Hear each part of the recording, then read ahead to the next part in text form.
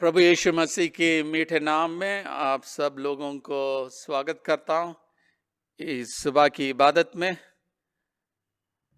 हम इन दिनों के अंदर कोविड पैंडेमिक के बीच में ही हम गुजर रहे हैं और हमारे किसानों की एजिटेशन भी हमारे बॉर्डर में चल रही है, क्योंकि उन्होंने बताया कि जो कानून अभी लगाया है वो उनकी समाज के विरोध है।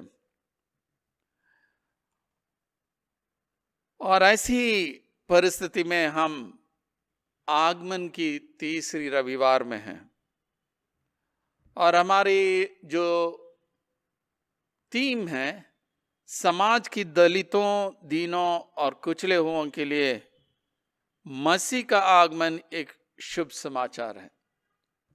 समाज के दलितों, दीनों और कुचले हुओं के लिए मसीह का आगमन एक शुभ समाचार है। और इस विषय के ऊपर जब हम ध्यान देंगे, दो खंड के ऊपर हम हमारी सोच विचार करेंगे। एक तो मलाकी नबी की पुस्तक, उसका 3 अध्याय और 1 से 5 तक, और दूसरा मत्ती की इंजील 11, 2 से 11। मलाकी 3, 1 से 5 और मत्ती 11, 2 से 11।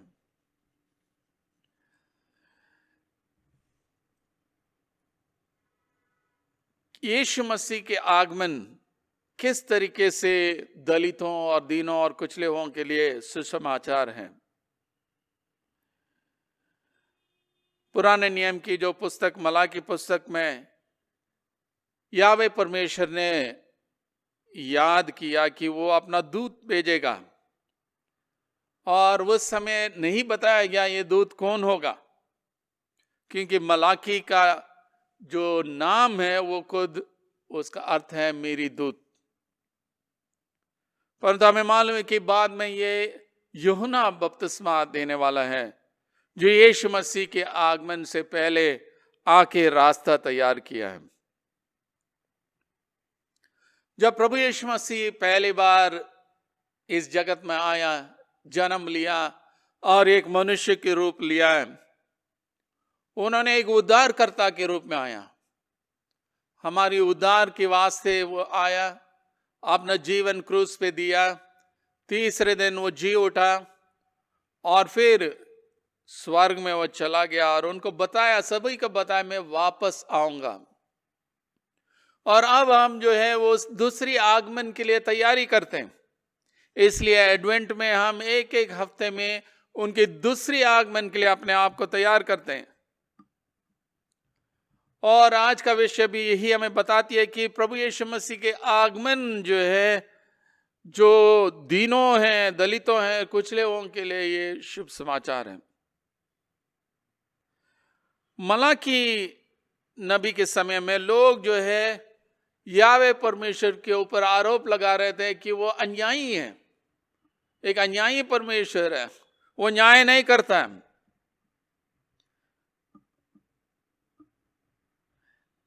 मलाकी 2:17 में लिखा, तुम लोगों ने अपनी बातों से यावे को उकता दिया है, तब भी पूछते हो कि हमने किस बात में उसे उकता दिया।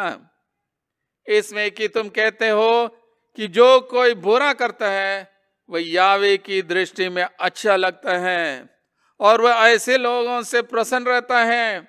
और ये कि न्यायी परमेश्वर कहाँ है।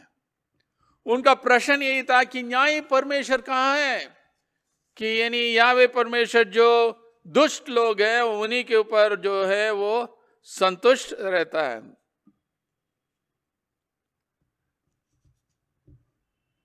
यावे परमेश्वर ने ये भी बताया कि देखो मैं अपने दूत को भेजता हूं और वह मार्ग को मेरे आगे सुधारेगा। और प्रभु जिस हम तुम ढूंढते हो वह अचानक अपने मंदिर में आ जाएगा। हाँ, वाचा का वह दूत जिसे तुम चाहते हो, सुनो वो आता है, सेनाओं का यावे की यही वचन है। एक दूत आने वाला है। और ये जो हमने पहली आयत में हमने पढ़ के देखा है कि ताना मारते हैं, न्याय के लिए ताना मारते हैं। न्याय के परमेश्वर कहाँ है? क्योंकि वो आरोप लगा रहे हैं जो दुष्ट है, जो बुरे काम करते हैं, वही यावे परमेश्वर उन्हीं से प्रसन्न है।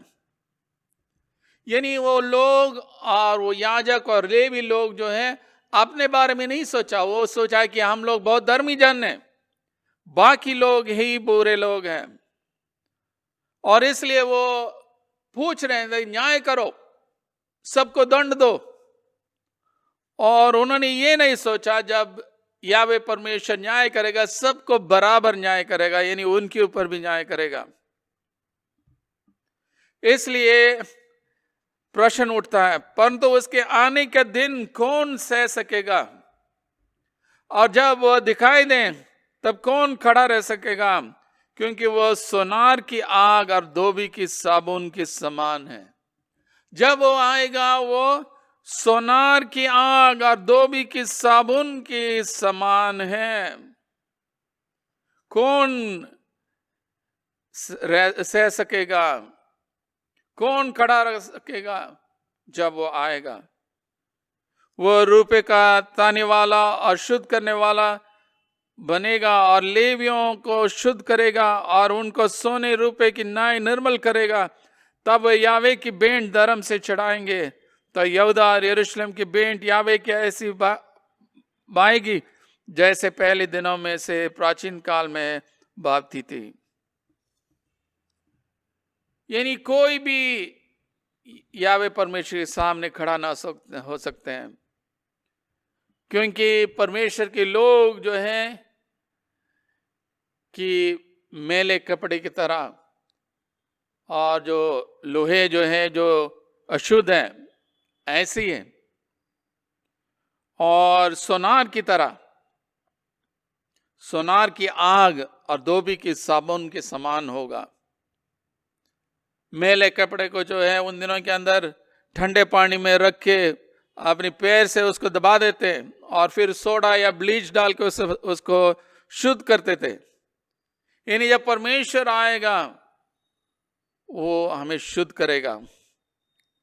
जैसे आग सोना से जो अशुद्धता है वो सब हटाता है, या धोबी जो है जैसे वॉशिंग सोडा इस्तेमाल करता है, वैसे ही परमेश्वर हमें शुद्ध करेगा। और यहाँ पे पहले अगुओं के लिए बताया जा रहा है, लेवी की जो वस्त्र से ही याजक लोग आते थे उनकी गोत्र से, और इसलिए उनको पहले शुद्ध किया जाएगा और उसके बाद जो है उनको लिए वो सेवा करेंगे, वो बलि लेके आएंगे। फिर 5वें आयत में देखते हैं कि 3:5 में, तब मैं न्याय करने के तुम्हारे निकट आऊंगा, अठोनों और व्यभिचारियों और झूठी क्रिया खाने वाले के विरोध, और जो मजदूर की मजदूरी को दबाते हैं और विधवा और अनाथों पर अंधेर करते हैं और परदेशियों के अन्याय बिगाड़ते हैं और मेरे बाएं नहीं मानते, उन सभी के विरोध में तुरंत साक्षी दूंगा। सेनाओं की यावे की यही वचन। इससे पहले जो है कि लोग आरोप लगा रहे थे यावे परमेश्वर के बारे में कि आप जो है अन्यायी हैं, न्याय का परमेश्वर कहाँ है, यही उनका प्रश्न था। क्योंकि उन्होंने सोचा कि वो धर्मी जन है और परमेश्वर जो है कि दुष्ट जन के ऊपर न्याय नहीं कर रहा है। परंतु यावे परमेश्वर को याद दिलाता है कि जो लोग जादू टोना में लगे रहते हैं, जो लोग व्यभिचार करते हैं, जो लोग शपथ का के झूठ बोलते हैं कोर्ट कचहरी में, जो मजदूर की मजदूरी नहीं देते हैं, जो विधवा और अनाथों को देखभाल नहीं करते हैं, जो परदेशी की न्याय को बिगड़ते हैं, और जो यावे परमेश्वर को भय नहीं मानते हैं, इन सब के ऊपर न्याय करेगा। यानी अब जो है यावे परमेश्वर उनको एक पूरा लिस्ट दे रहा है कि यही सारे काम आप लोग कर रहे हैं, जादू टोना में आप लगे रहते हैं, व्यभिचार करते हैं, झूठ बोलते हैं, जो मजदूर है उसका जो तनख्वाह नहीं देते, विधवा और अनाथों को ख्याल नहीं करते हैं, जो आपकी विजिटर है उनको भी देखते नहीं है, खुदा की बायां आपके अंदर नहीं है। यही चेतावनी यावे परमेश्वर देता है। जब परमेश्वर आएगा वो सबके लिए न्याय करेगा। समाज की दलितों, दीनों और कुचले हुओं के लिए मसीह का आगमन जरूर एक शुभ समाचार है। दबे हुए लोगों के लिए एक शुभ समाचार है। परंतु हम भी चेतावनी लेना है। कई बार हम न्याय मांगते हैं, परंतु जब न्याय करेगा हमारे ऊपर भी वो न्याय करेगा। अब दूसरे हिस्सा की ओर हम जाएंगे, मत्ती की इंजील उसका 11:2-11। यूहन्ना ने बंदीघर में मसीह के कामों का समाचार सुनकर अपनी चेलों को उससे यह पूछने भेजा कि क्या आने वाला तू ही है या हम दूसरे की बाट जो हैं। अब जो है कि यूहन्ना बपतिस्मा देने वाला जो बंदीघर में, प्रिजन में है, उनकी दिमाग में भी एक संदेह आ गया, क्या आप ही मसीहा है ये नहीं है। और हमें मालूम है कि यूहन्ना जो है एक फोर्ट्रेस, मकेरेस फोर्ट्रेस में जो है उनको रखा गया है। और उनकी दिमाग में ये संदेह आया क्योंकि उन्होंने सुना है यीशु मसीह के बारे में और यीशु का बपतिस्मा भी उन्होंने दिया है। परंतु क्यों अभी ये प्रश्न उनके दिमाग में उठता है? क्योंकि मसीहा का एक काम था कि जो लोग बंदीघर में हैं उनको छुड़ाने के लिए आया है। और यूहन्ना बपतिस्मा देने वाला अभी बंदीघर में है, जेल में है, और उनको तो आजादी नहीं मिल रहा। इसलिए उनके दिमाग में यही प्रश्न उठ रहा है। और ये भी मसीहा के बारे में लिखा है कि वो न्याय करने वाला है। तो यूहन्ना के दिमाग में ये भी है कि जो अन्याय मेरे साथ किया उनके ऊपर न्याय क्यों नहीं हो रहा। इसलिए वो पूछ रहे हैं, क्या आप ही हैं?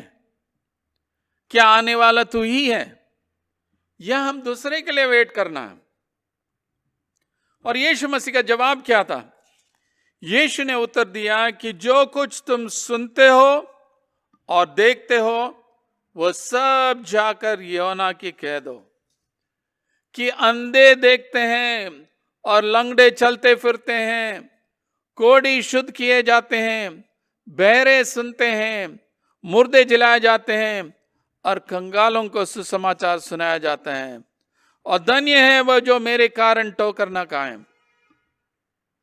यीशु मसीह स्पष्ट रूप से उनको बताते हैं कि आप जाओ, वापस जाके यूहन्ना को बताओ जो मैं शिक्षा दे रहा हूं परमेश्वर के राज्य के बारे में, और जो आश्चर्यकर्म आप देख रहे हो।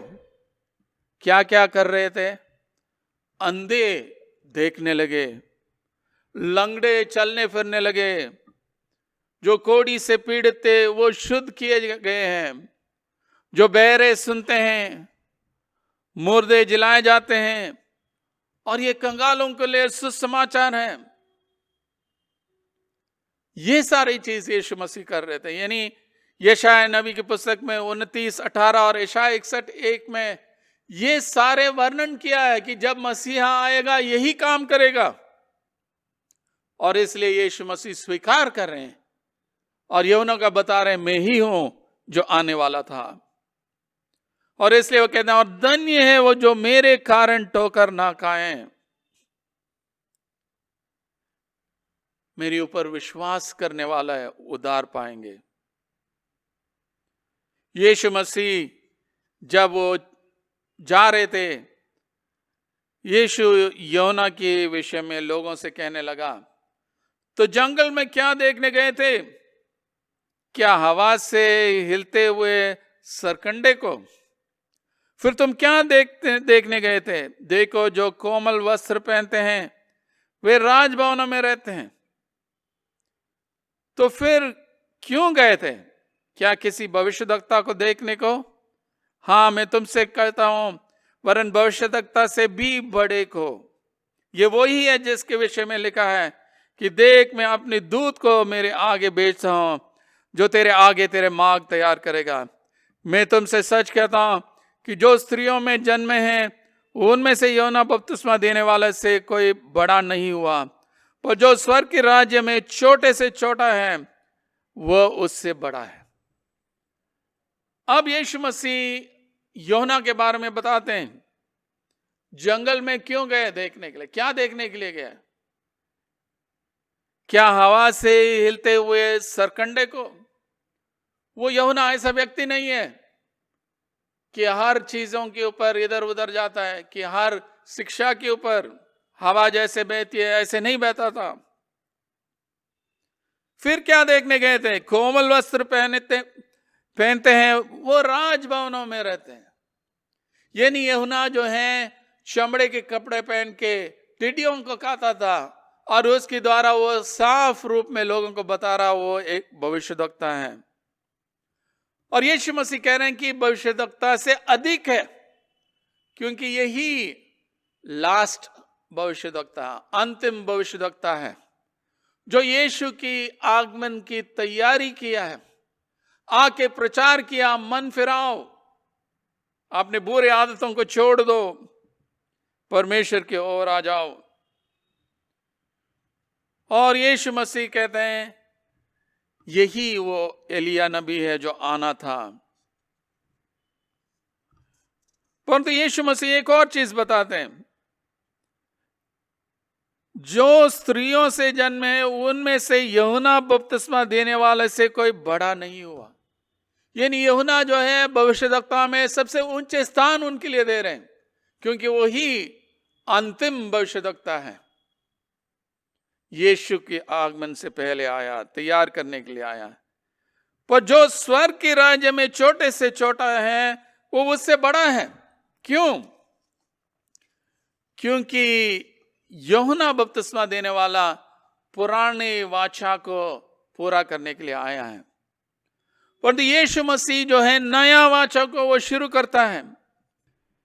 नया वाचा में जो है यिर्मयाह नबी हमें बताता है कि व्यवस्था हमारे दिल और दिमाग में लिखा जाएगा, यानी व्यवस्था अंदरूनी हो जाएगा।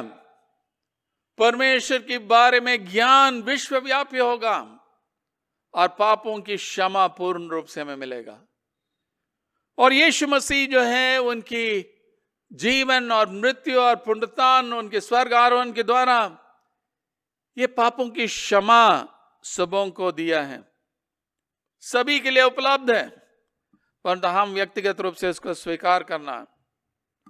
यीशु मसीह के आगमन के द्वारा हम परमेश्वर की उपस्थिति में एकदम जा सकते हैं, कोई मध्यस्थ की जरूरत नहीं है। पुराने जमाने में जो है महायाजक भी साल में एक ही बार जो सबसे पवित्र जगह में जा सकता था, अब हम हर वक्त पिता परमेश्वर की उपस्थिति में हम जा सकते हैं। और नया वाचा में पवित्र आत्मा हर एक विश्वासी को दिया गया, जो हमारे अंदर रहता बसता है, हमें सामर्थ देता है, नियम अंदरूनी हो गया है। और ये नया वाचा यीशु मसीह के जीवन और मृत्यु और पुनरुत्थान और पेंतेकोस्त के दिन पवित्र आत्मा जो आया उसी से शुरू हुआ है और ये चलते आ रहा है। और इसलिए यीशु मसीह का आगमन जो है वो समाज के दलितों, दीनों और कुचले हुओं के लिए शुभ समाचार है। जो भी पीड़ित हैं शारीरिक रूप से, मानसिक रूप से, शैतान की हमला की वजह से, दुष्ट आत्माओं की वजह से, यीशु मसीह छुड़ौती देने के लिए आया है। जो भी हमारी बीमारी है उससे छुड़ौती देने के लिए आया है। जो भी लोग हमें सता रहे हैं, कुचले हुए लोगों के लिए आए हैं, गरीब लोगों के लिए आए हैं। परंतु जब दोबारा आएगा यीशु मसीह, वो न्याय के रूप में आएगा, हर गलत चीज को सही करेगा, न्याय देगा। तो जब तक वो नहीं आएगा उनकी चेले वही काम करना। अगर हम यीशु मसीह की चेले हैं, हम भी न्याय के लिए लड़ना है, न्याय के लिए खड़े होना, सत्य के लिए खड़े होना। जो सच है, जो सही है, उसके लिए हम खड़े रहना। हम गरीबों के लिए, दलितों के लिए, दीनों के लिए, कुचले हुओं के लिए मसीह समाज शुभ समाचार होना चाहिए।